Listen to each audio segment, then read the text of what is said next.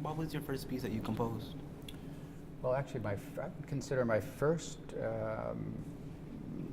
examples of composition were improvisation when I was very young, and taught myself how to play the guitar when I was 8 years old.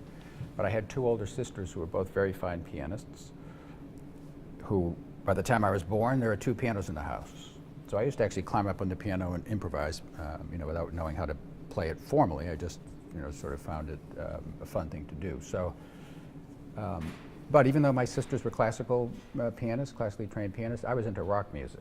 This is back in the 1960s, and the Beatles were the big thing, and the Rolling Stones, and so on. And so I was listening to their music, and so my first pieces were rock-based pieces. And my first classical pieces that I actually wrote down, I wrote when I was a teenager. But the first piece I would consider to be a reasonably good piece was an octet that I wrote when I was a teenager, and a combination of winds and strings.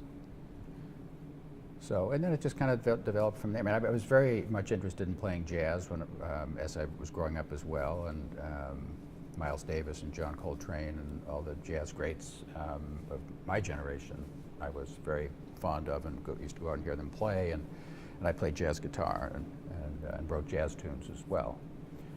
But that was all going on at the same time as writing, what we call classical music or concert music, or something like what you're playing of mine now. Now I try not to think about the boundaries of, I just write music, period. I just think of it that way. What is your favorite piece of music that you composed? Well, I'm very fond of this one that I wrote for you. I've enjoyed listening to it, and beyond that, I write a lot of orchestra music.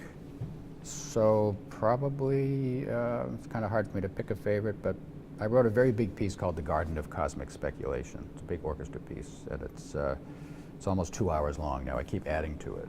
Yeah, it's a bunch of movements. It's like a big suite. It's not one continuous piece, but and it's not meant to be played all at once. It can be played in any order. So a lot of orchestras, they'll choose movement 1 and 7, or 2 and 3 and 6, and that's how it gets played. So I'd have to put that up there as one of my favorites.